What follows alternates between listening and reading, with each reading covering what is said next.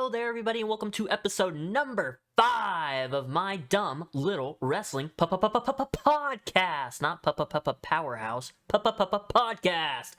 That was stupid. That was a really stupid intro, but we're gonna roll with it.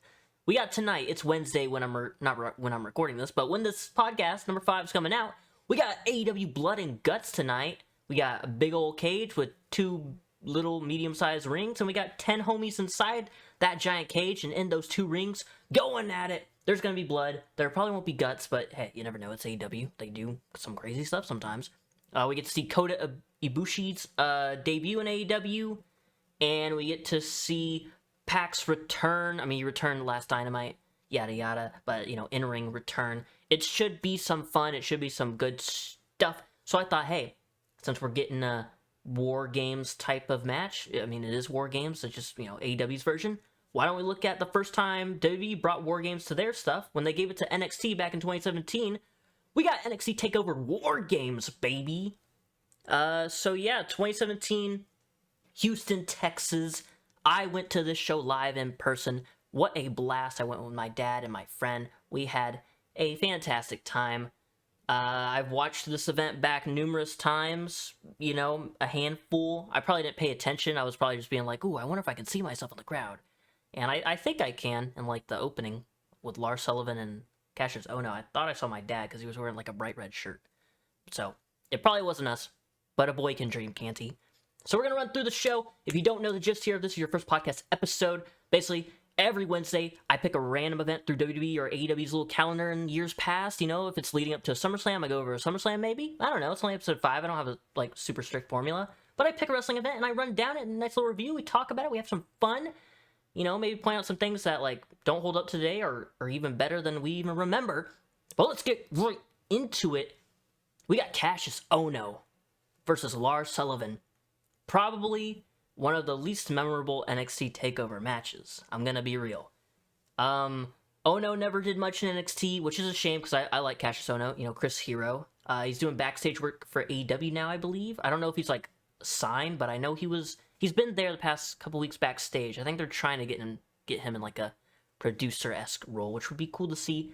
And, you know, Lars Sullivan, you know, we don't really gotta talk about the stuff that he said / did. That's his past that came back to bite him. And there's another man on the show that had the same thing happen to him, but we'll get into that later too.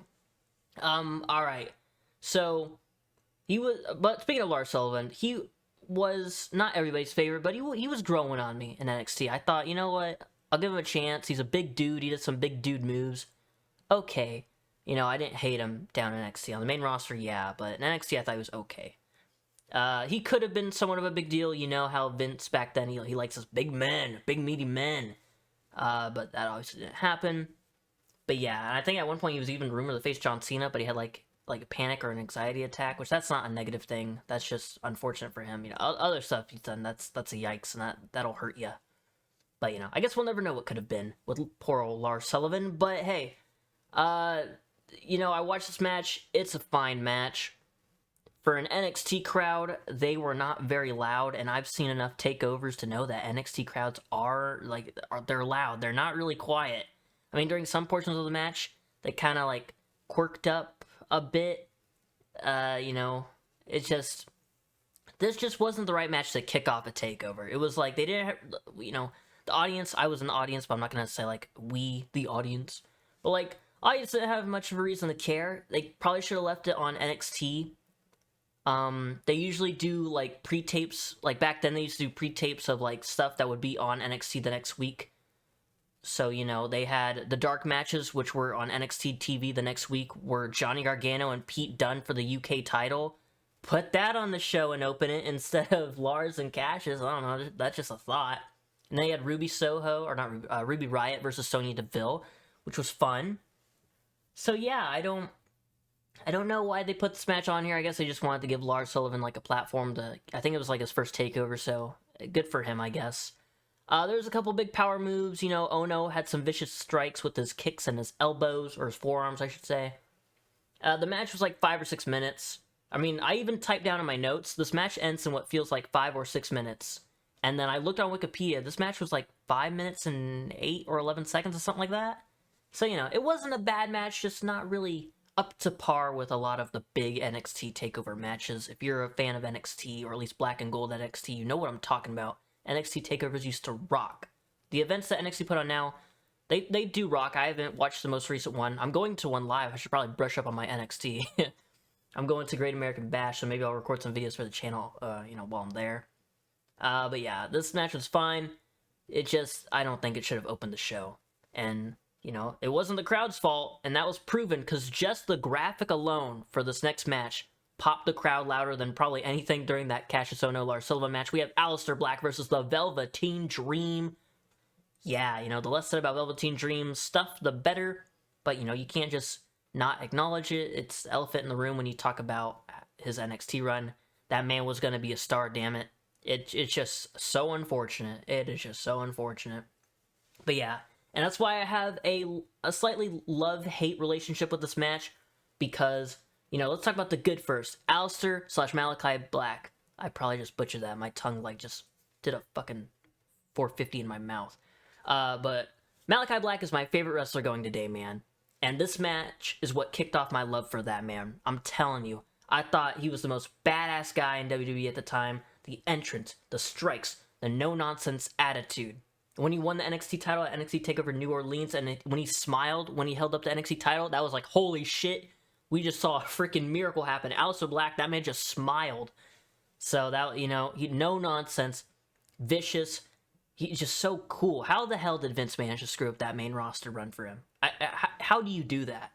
Just leave him as he is. Maybe a little itty-bitty tweak, but not locking him in a room. That's not what you do. You don't do that, Vince. Why'd you do that? Anyway, that's a rant for another day.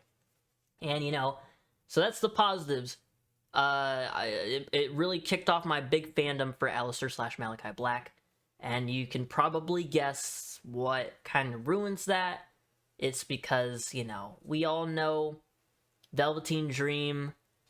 You did stuff back in 2019, no, 2020. I don't know when it was. I'm not, like I said, I don't want to get into all that. But yeah, it sucks that is if you bring up this match, people are gonna be like, oh, that was a good match. Shame about Velveteen. It's yeah. But this match is still one of my favorites in wrestling, not just NXT, in wrestling. I saw this match live. That probably is why it boosted up a couple spots, because it's a relatively simple match, but these two, they made it feel like something way more special.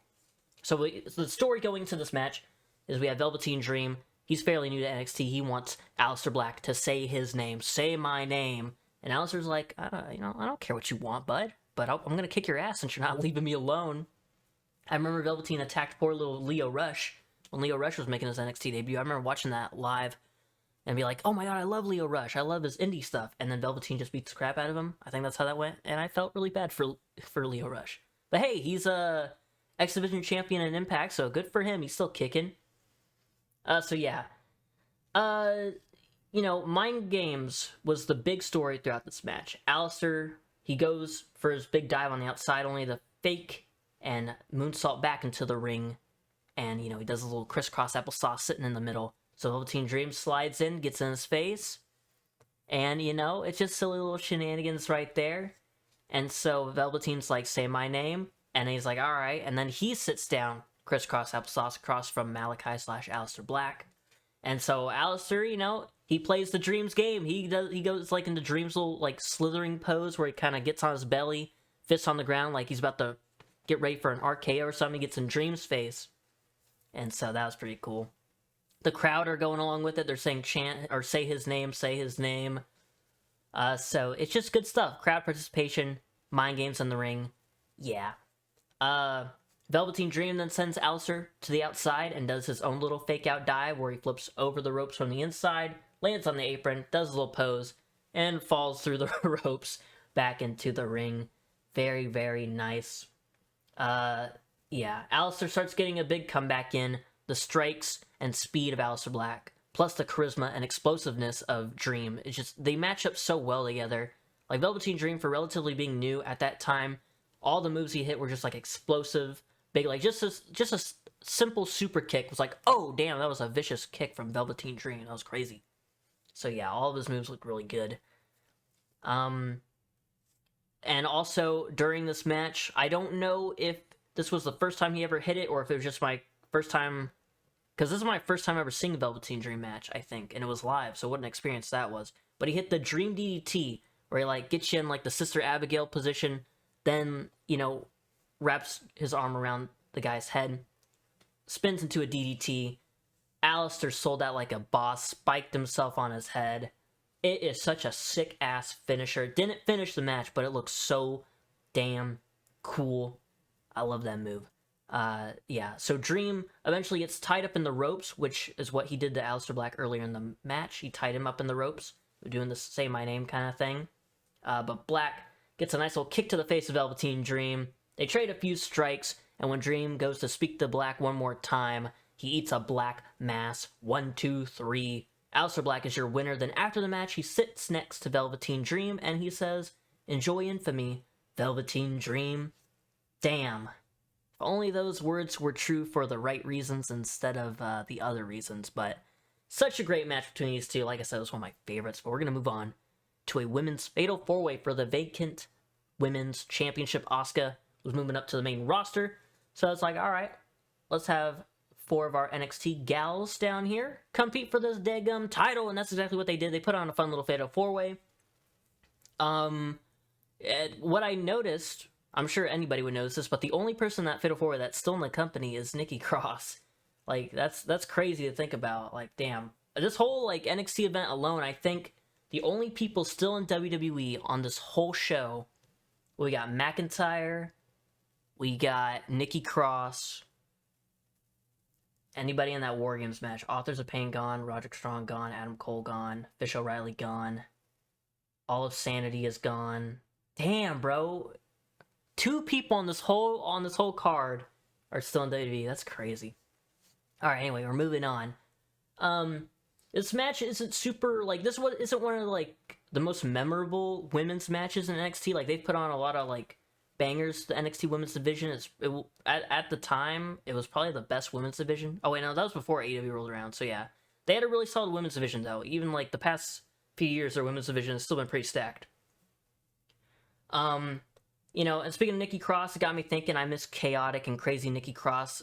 Even when she came to the main roster, she was still, like, at first crazy Nikki, but it feels like she's been a bit too tame. And then, you know, the whole Nikki ASH thing, she was kind of just nice, a little, like, quirky, I'm gonna tag team with Alexa Bliss kind of girl.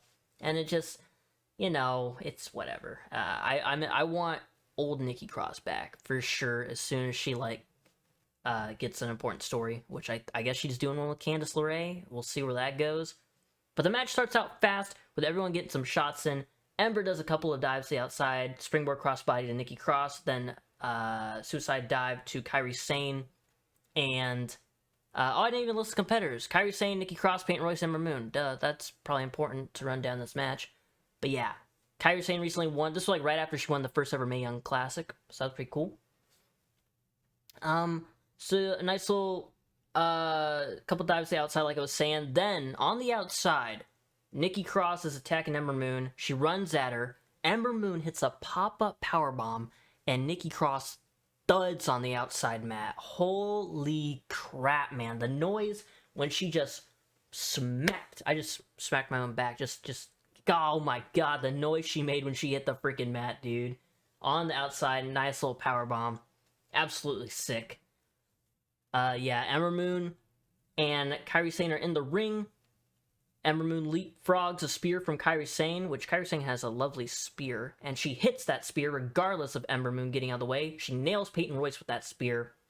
Royce, Moon, and Sane, they're all brawling in the ring. Nikki Cross gets to the top rope, does a flying crossbody onto all of them. Then towards the end, the final moments of this match, we see Kairi Sane hitting an insane elbow to both Cross and Royce. They're both laying on top of each other. And then Ember Moon breaks up the pin just in time. Then a couple little, strikes later between Nikki Cross and Peyton Royce. They're still kind of recovering from that insane elbow. Peyton Royce took out Kairi Sane on the outside. But Nikki Cross, Peyton Royce standing kind of next to each other, like as if, Peyton were to go for a German, let's just say. But since they're in perfect position, Ember Moon hits a double eclipse on Cross and Peyton, pins Nikki Cross to win the NXT Women's Championship. And I'm going to be real, I think at the time everybody figured Ember would win. Maybe you can make a case for Nikki Cross and Kairi Sane. But I mean, Ember had come so close a couple times to winning that title off of Asuka. And I think she got injured because I think they were going to set up maybe a third match, and that could have been where Ember Moon would have won. But yeah, this still is a nice moment. It didn't, hinder it. Ember Moon winning the NXT Women's Championship in her home state of Texas. It's very nice, and Asuka even handed her the title. So yeah, like I was saying, it's not like the most notable NXT Women's match. I'm sure if you ask anybody, it's like, hey, remember this Fatal 4? They'd be like, oh yeah, I kind of vaguely remember that. Ember Moon won, didn't she? But they probably couldn't name any spots or nothing, except for the double eclipse. That's all I remembered. But this match was fun. If you're rewatching this event, don't skip it. It's a nice little 10-minute match. They get all their things in. It doesn't really slow down, so it's very nice. So we're gonna move on to the NXT Championship match. I'm scrolling down on my notes here. We got Drew McIntyre versus Andrade Cien Almas with Zelina Vega. Drew McIntyre, he returned to WWE and won the NXT title in the summer of 2017. Andrade debuted in 2016, but sort of lost himself. He's partying, getting a bunch of losses here and there. But then, the partnership with business manager Zelina Vega got him right back on track and into this title match. Going into this, I remember my friend who I went with was big Andrade guy. Yeah, I want Andrade to win. I was like, yeah, I mean, Andrade's cool and all, but Drew had that title for only a couple months. Andrade's not winning. I'm sure it'll be a fine match, and it was a fine match. Zelina tried to go for her usual heel antics. That Hurricane Rana off the apron into the steps, but Drew immediately, caught her, said, we're not doing that. Set her back up on the apron. So avoid the heel tactics early on. McIntyre kind of hits his shoulder on the ring post, and Andrade targets it for a bit. Nice back and forth. Drew, though, he just starts tossing Andrade around with a suplex. He just yeets him across the ring. Couple of belly to bellies out of the corner, and then they fall to the outside. Zelina causes a distraction, which makes Andrade have the opportunity to hit a Hurricane Rana, but like on Zelina, Drew catches him, but it doesn't last long. Andrade still hits a Hurricane Rana and sends Drew McIntyre that big Scottish forehead into the steel post, and then from the inside to the outside, Andrade hits a freaking beautiful moonsault to the floor, right by the timekeeper's area. You know what I'm talking about, that little corner. Very nice. You don't see a lot of dives from the top rope to the outside, at least a moonsault. I think Pac tried it once in AEW. He even got on the ring post itself, which that's nuts, but it's always a thing of beauty when someone does an outside moonsault. So yeah. Lots of slick counters and transitions in this match. It's another... NXT's really good at doing the whole back and forth kind of thing, giving everybody a chance to, get their usual things and nice little sequences. Drew quickly nails Andrade with a Future Shock DDT. He spins around, grabs him real quick. A nasty landing too from Andrade, but it does not put him away for the 3 count. He kicks out. Andrade, we got a little game plan going right here. Andrade goes out for NXT, or not for NXT. He goes out for NXT. He goes for Drew's title. And, while the ref is like, hey, Andrade, don't do that, you silly goose. Zelina slides into the ring, hits Drew with that, planting Hurricane Rana, where he's on his knees. Hurricane Rana drives his face right to the mat. It's a very nice Hurricane Rana. Andrade goes back in, hits that hammerlock DDT, but it is not enough. Drew McIntyre kicks out. And quickly, I think it was only not even a full minute afterward, Andrade charges at Drew, but Drew hits a freaking Claymore, turning Andrade inside out. But when he goes for the cover, Zelina, again, more heel manager antics, puts Andrade's foot on that bottom rope, causing a rope break. The pin has to be stopped, and then we see a new champion crowned. Andrade has Drew draped over that top rope, kind of, in the corner. Hammerlock DDT. Very shocking win, because, like I said, Drew had just held that title a couple months after coming back. I thought he was going to hold that title at least till the next, at least till maybe NXT TakeOver Philadelphia or New Orleans. But no, and apparently, the reason we didn't get that, because I looked it up too, I'm like, did Drew get injured? I think there was talks of him getting injured in that match. I know he was holding his arm. But Andrade said that they gave him, I think I didn't write the quote down or nothing, But he said the NXT title was never for me. They were going to do Adam Cole versus McIntyre, but they didn't like how the shape McIntyre was in compared to Cole. They didn't like how big he was compared to Cole. So, hey, but Andrade, we got a nice shocking win out of it, and it was a fun match. So, it's whatever. But speaking of Adam Cole, we got our main event. The first time in, I think, over 2 decades. Not over 2 decades, near 2 decades, I think Mauro Ranallo said on commentary. We got, instead of 2 teams of 4 or 2 teams of 5 going in, we got 3 teams of 3. So we got 3 teams inside of 2 rings, inside of 1 giant cage. Undisputed Era versus Sanity versus the Authors of Pain, along with Roderick Strong, who decided to dress up like the Authors of Pain, which is very nice of him. Very, very team spirit of you, Roddy. So we got 2 stories going into this, which caused the War Games match. Sanity won the titles off of AOP, and Undisputed Era wanted Roddy to join their group. You combine those 2 stories, lots of brawling down in NXT Full Sail. God, I miss Full Sail. So we get some War Games. So, everybody's in their own little shark cages. 3 minutes start off the match. I think, the rules. 5 minutes go by, first team comes in, then we get 2 or 3 minutes goes by. 2 members of the second team come in, and then the final team a couple minutes later come in, and then you're able to get pinfall/submissions. That's how that works. So we start off with Adam Cole, Eric Young, and Roderick Strong. Nice little, just on a random episode of NXT, that would be a fun triple threat. After a bit of fighting, Adam Cole starts to take control of the match. Strong makes a little bit of a comeback, but then it's Undisputed Era's time to enter the match as the clock, it buzzes. It's Undisputed Era sending Fish and O'Reilly into the cage, and they're able to take control. And then after a few minutes, we get Authors of Pain. They're going to come and help Roddy, but this is a nice little touch from Fish and O'Reilly. They try to hold the door of the cage shut. They're pushing on it with all their might so they can't pull it open, but it is no use. The AOP, the Authors of Pain, they're just too dang strong. So yeah, they're too powerful. Akam and Razor. I forgot about Authors of Pain. They were pretty good, weren't they? I kind of miss them. Their main roster run was terrible.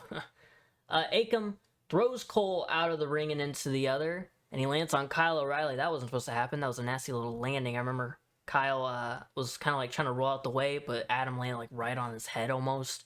Then AOP, they grab Eric Young, or they don't grab him. I think he runs him as a back body drop, but they send him flying over into the other ring, and then they launch their own partner, Roderick Strong.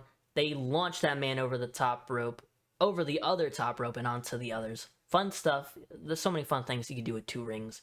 And finally, it's Sanity's turn to enter the match. Alexander Wolf, he hit a nightstick in his jacket, and so he uses that. And Killian Dane, he's grabbing a bunch of weapons from under the ring.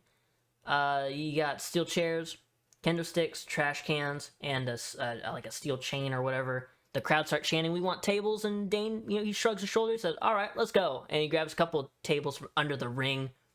Probably one of the more, it's a small moment, but a very memorable one. I think about it a lot. Kyle goes for a chair shot, but it hits the top rope instead of, I think, Alexander Wolf, who he's trying to hit, and it bounces back right into his head. Silly Kyle. Silly Kyle. Very nice. Killian Dane, he chains the door shut, and the match officially begins. Dane takes out, he takes a page out of his wife Nikki Cross's playbook. Earlier in the night, she did a crossbody off the top rope onto all her opponents. Killian Dane decides to do the same thing. That big man goes flying off the top rope, crossbody on all the people in the ring. Very nice. He's pretty much the MVP of this match. Killian Dane does a lot of good stuff in this match. It wasn't his first takeover because Sanity won the titles from AOP at Brooklyn, I think it was. But this was a nice outing for him to show big man got moves. So yeah, Fish and O'Reilly, they're able to take him out finally after Killian Dane goes on a murder spree. Kyle uses a chain to kind of lock Alexander Wolf in a submission. It's kind of messy, but he eventually gets it. Before he's actually able to lock it in, though, Eric Young jumps off the top rope with an elbow drop to save his partner. How sweet. I'm trying to remember. Oh, yeah. Okay. So here's where Roderick Strong, this man gets an adrenaline rush. He is just running through everybody. He hits a couple of knees, But, you know, they call him the Messiah of the Backbreaker for a reason. He hits like 4 or 5 different backbreaker variations. And he is gunning through everybody. And then he eats a super kick from, as Mauro Ranallo put it, his nemesis, Adam Cole. And also, I forgot to mention, in this match, they were talking about, I wrote it down somewhere. I don't know where it happened. But either way, I believe Mauro Ranallo was talking about the match, and he mentioned Blood and Guts. Oh, wait. Yeah, it's coming up. I grazed over my notes. Yeah, he says, well, I might as well bring it up now. After, like, there's been a bunch of damage in the ring, Mauro Ranallo, like, brings up Blood and Guts. And I was like, wow, that's, like, 4 years before they even did the thing in AEW. And that's not even the reason they did it. They did it because, like, I think Nick Khan was like, oh, we don't do all that blood and guts stuff. So AEW's like, all right, we'll call our War Games match that. LMAO. But yeah, I thought that was like, you know, nothing too crazy, but I thought that was a bit funny. So yeah, we have Adam Cole, he super kicked Roderick Strong. And then we have the original 3, Eric Young, Adam Cole, and Roderick Strong. They're fighting in like the cross section, like where the giant metal beam is in the middle of the 2 rings. And you know, Adam Cole gets to, I guess, the top ropes, I guess, since he's like in the middle of everything. And we get 2 simultaneous Tower of Dooms. Everybody's on the ropes, but I believe Authors of Pain power bomb everybody away from Adam Cole, and he's just chilling up there. He's feeling on top of the world. But, you know, Authors of Pain are like, hey man, we still got a match to do, so they try to get their hands on him. He's able to escape though, and Alexander Wolf back suplexes one of the members of Authors of Pain off the top rope through a table, and I don't know how it happened. I guess a bit of the table must have like kind of grazed Wolf's head, but Alexander Wolf is bleeding, dude. I know later on there's a shot of like the broken piece of table. It looks like someone spilled or like had a whole bottle of ketchup explode on that table.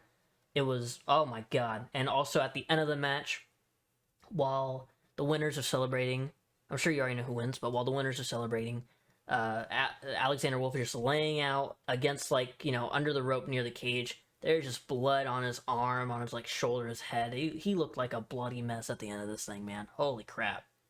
So Alexander Wolf has taken some nasty bumps in NXT. They had Worlds Collide. He took that nasty kick from Bobby Fish where he had to be taken out of that Undisputed Era versus Imperium match. So yeah, unlucky when it comes to big NXT matches, but he still has done some good stuff over there in NXT. So back to what's going on now. You know, nice little medical update for Alexander Wolf right there. Adam Cole, he's on top of the cage. He was able to squirm his way over there while he's like kind of like chilling up in that corner on the top of the cage. Killian Dane has wedged the trash can in front of Kyle O'Reilly, who's kind of just chilling. He's like, oh, I'm wasted, man. I'm tired. A boot. Sorry. You know, Canada stuff. And he tells Adam Cole, watch this. Big man hits a big coast-to-coast trash can to the face of Kyle O'Reilly. Very nice. Like I said, he was MVP of this match. He was doing all sorts of things. So yeah, Cole finally gets up. He's on his feet. He's holding on to it's in the thumbnail of this video. So he's holding on to like wherever like the little chain is that lowers the cage down. He's on top of the steel cage. Adam Cole, baby. And Roderick Strong gets up to his feet and he's like, oh, hey, Adam, what's up? I'm going to meet you up there. He climbs up there. The crowd are chanting, please don't die. Please don't die. And I remember this moment. I grabbed my phone, took a little video of it. I posted on a channel. I had like a channel where I posted highlights from this event, and WWE like didn't even like copyright claim it. They like not struck it either. They just like blocked it. It's like, oh, you played Undisputed Era's music. We're not gonna let anybody see this. It was almost at 1,000 views. That would have been the first ever video on any channel I've ever posted that would have gotten 1,000 views. So thank you, WWE. Not allowed to have any fun around you guys. But yeah, please don't die, please don't die. And they didn't, thank God.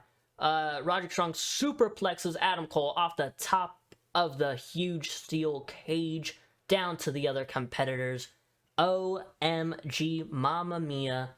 Roderick Strong rolls over, pins Adam Cole. 1, 2, no. Adam Cole kicks out at 2. And that's when we get the Mauro Ranallo. I'm reading it in my notes now. He says the words blood and guts as we reach the final moments. Eric Young takes out Roderick Strong. Cole whacks Young with a kendo stick. And Eric Young, I thought this finish has always been kind of silly, but I guess, if you're just there for the fun of it and not really paying attention to logic or anything, it doesn't really matter. Eric Young kind of like he's slowly trying to get to his feet. He has a steel chair in his hand. Adam Cole charges at him. He puts the chair in front of his face, I guess, to try to block the last shot, but it really doesn't do much. It only backfires and causes more damage. Last shot connects to the chair, to the face of Eric Young. 1, 2, 3. We have the Undisputed Era winning the first ever NXT War Games match. There you go. Brutal match, fun match. Nice start. War Games have been a part of WWE for the past, since they brought it back in 2017. Most recently, they did that Survivor Series last year. They got the main roster involved with that. So, clearly it was a success. They, I believe everybody's favorite War Games match, I want to say, is like 2018. Like 2018's War Games. I think that gets brought up a lot. I think the 2019 War Games is pretty good. I was going to watch the 2020 War Games takeover for this video. Because since that was during the pandemic, I feel like, everyone probably just remembers it as the one that, the Pat McAfee one. But, I can't recall a thing from it besides Pat McAfee doing, a moonsault through a table. So I wanted to watch that one. Because I remember it being obviously good because it's NXT TakeOver. But I feel like it's, the forgotten War Games of NXT. Since, they were in that, weird, what was it? The Wrestling Championship Arena, or whatever they called it. I don't know. But yeah, there you go. That's NXT TakeOver War Games 2017. The show as a whole probably isn't too memorable. I think most people kind of just remember Aleister Black, Velveteen Dream, and then the actual War Games match. But like all takeovers, it was still a quality show. I can't believe I got to see this one person. For them to bring, because when I think when I got now this is 5 years ago almost. When I got the tickets, or 6 years, oh damn, time flies. I think it was just NXT TakeOver Houston. And then a week after they called it Houston, they said, alright, War Games. It's oh my god, we're getting War Games. So yeah, love the main event. Love the show as a whole. There wasn't anything bad about it. I mean, mainly the opening match was the only questionable thing. And I mean, it wasn't bad, it just... there wasn't any, tag team title match on the show, because tag team champs were in the War Games match. So, yeah, maybe not the most, complete takeover in NXT history, but it's War Games. It's just big, fun cage match. So, yeah, there you go. Well, we're at the 32-minute mark. You know me. I like to bring these things up to 40 to 50 minutes. I feel like I mentioned this quite a while. But it doesn't take too long to cover a pay-per-view. I don't got a lot. I'm not gonna run down every little move of the match. I'm gonna hit the highlights or what I thought was fun. So while we're here at the 33 or whatever minute mark now, what's your favorite War Games memory? Could be NXT, WCW. I know MLW maybe. I know there was an indie promotion that did a War Games, and WWE was hey, you can't call it War Games, I'm sorry, you gotta call it something else. I don't know, that might be MLW, maybe it was something else, CZW, something like that. But yeah, AEW Blood and Guts is tonight. I'm hoping that, it should be the Golden Elite winning. They can't have Kota Ibushi's first match in the company be a loss. Plus, it's a huge moment for him being there with Kenny and the Bucks and Hangman. They're gonna win. Maybe they'll push it to All In, which I mentioned. I doubt any of you remember this because it was probably just a little blip in a video of mine. Oh, I had literally a little burp there. But I said I was going to do a fantasy booking of who or how, not NXT, MJF, another three-lettered thing, how MJF should lose the AEW title. But it's just so hard to fantasy book. It's easy to fantasy book and be I want this guy to beat him after that. But I want to fill in the gaps and create a story. But it's really hard to do that when you don't know how AEW is going to lay out their stuff. So I kind of like to wait and see how their layout's going to be before I do it. But I just don't know. Because I've decided on who I would like to take top MJF. Because I'm not going to make the video. Spoiler alert. It was going to be Eddie Kingston beating MJF at Winter's Coming. A few months or a few weeks before his contract ends at, Bidding War 2024 season. Eddie was going to beat him at the last AEW event before the year's up. Big time Edward. I'll do a speed run of what the fantasy booking was going to be.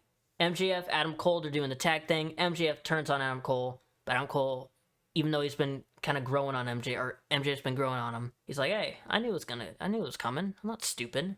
Sure, we got along, but I'm not stupid. You know?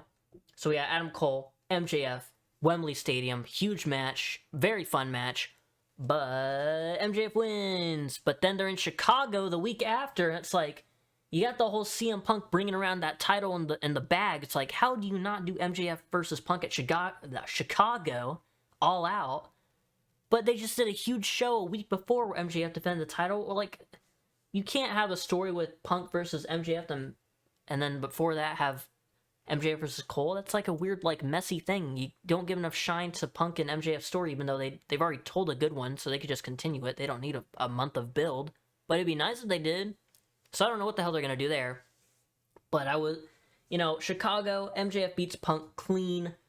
And then Casino ladder match, Casino Royale ladder match thing, where everybody comes out. Eddie Kingston's going to win that Casino ladder match. He's going to have the poker chip. He's not waiting until Full Gear like most people do. He wants it at New York. AEW Dynamite Grand Slam, his home state, baby. I believe he's from Yonkers, and Yonkers is like not even an hour away from Arthur Ashe Stadium, which is crazy coincidental, is it not? Eddie Kingston, MJF, Arthur Ashe. MJF cheats and embarrasses Eddie Kingston. Oh my gosh, I know I brought up Eddie Kingston's mother a lot. MJF brings up Eddie's mother. He makes him lose in his hometown in front of his mother, and Eddie Kingston disappears. And then he hypes up the whole, I'm going to be gone at the end of the year, send out your best, why don't you? Kenny Omega versus MJF Full Gear. MJF's like, oh shit, that's Kenny Omega. That's the gosh darn cleaner right there. But he beats Kenny Omega at Full Gear. He's like, that's it. I'm done. You got like a month and a half left, TK. Pay me money or do something about it. And Eddie Kingston beats the crap out of him at the end of Full Gear. He does not let anybody pull him apart from MJF. He beats the shit out of MJF at the end of Full Gear. He grabs the mic and says, winner is coming. You're giving me my damn match, yada yada. I wrote out a little mini script, but it wasn't finalized. But either way, he demands a match at Winner is Coming. He terrorizes MJF until he's like, okay. I had a little bit. You've probably already clicked off, but I had such a fun little bit in my head where Eddie Kingston is following Max everywhere. At the gym, knocking on his door, security or the police had to drag him away for a little bit. MJF's like, okay, this is ridiculous. He shows up to AEW. He knocks on Tony Khan's door, and Tony Khan's not answering, or he says in a minute, Max. And he's like, damn it, Tony, you know who the hell I am? He opens the door, he kicks it down. TK is having a conversation with Eddie Kingston, so MJF's like, oh shit. Eddie smiles, chases MJF to the ring. He says, I want a match. Blah, blah, blah, 2 weeks winner is coming. Blah, blah, blah. And MJF's like, fine, but you can't touch me, or I'm leaving. I'm not showing up, and I'm just leaving if you touch me. So boom, contract signing. MJF throws shade at Eddie. Eddie just smiles and said, you're a bitch, Max. I'm gonna kill you. Yeah. People have been arrested for the shit I'm gonna do to you. Shit like that. Big tough guy, throwing a partner or two in there, because everybody loves a good partner and Eddie Kingston promos. And then to wrap it up, Eddie Kingston beats MJF. Winner is coming. Have him, not a long reign, but have Eddie have a nice 2-3 month reign. Maybe lose it at either Revolution or Double or Nothing. He could lose it to CM Punk. Don't do that. Don't do that. But yeah, there you go. That's how I would book MJF losing his AEW title. I threw a pretty solid video idea in my head out the window, but I couldn't. I wanted to get it out there because I'm not gonna edit it. I've been putting it off, and there's so much story already going. I started working on that a month before Forbidden Door. So yeah, there you go. There's 2 videos in one. You got your podcast and you got a little fantasy booking. Wow, ain't that crazy? I have a fun little thing, and since y'all have been enjoying tier lists, like I mentioned last week, there's been a poll. Y'all want some tier lists? Maybe a little bit of top 10. So I'm giving you a fun little video Friday. It's not a top 10, a ranked, or a tier list. It's a interesting video. I've seen the idea floating around on YouTube, but I don't think anyone's done the specific one I'm gonna do.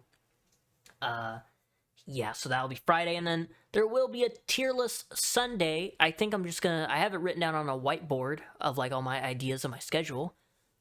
Maybe it'll change, but as of now, it's going to be all the WWE/AEW events of the half year, even maybe like things like Beach Break and NXT.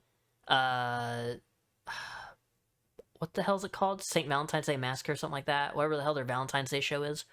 NXT Gold Rush, whatever they did. I don't think that's an actual event, but either way, you know what I mean. All the events WWE and AEW have put on within the half year, gonna rank them on a tier list and whatnot. So yeah, that should be fun. So yeah, if not, it'll be a different kind of tier list. They're easy to make, and y'all seem to like them. So, easy for me, easy for y'all to enjoy. Let's just roll with it. But that's gonna do it for me. Episode number 5 in the books. I just slapped my whatever the hell this coaster where I put my drink on. I have no drink, which is a dumb idea when I'm recording a 40-minute long thing of me talking. So I'm gonna get out of y'all's hair. If you don't have hair, I'm gonna get out of your hands. Which, why am I in your hands in the first place? Put me down. I'll see you when I see you. Goodbye.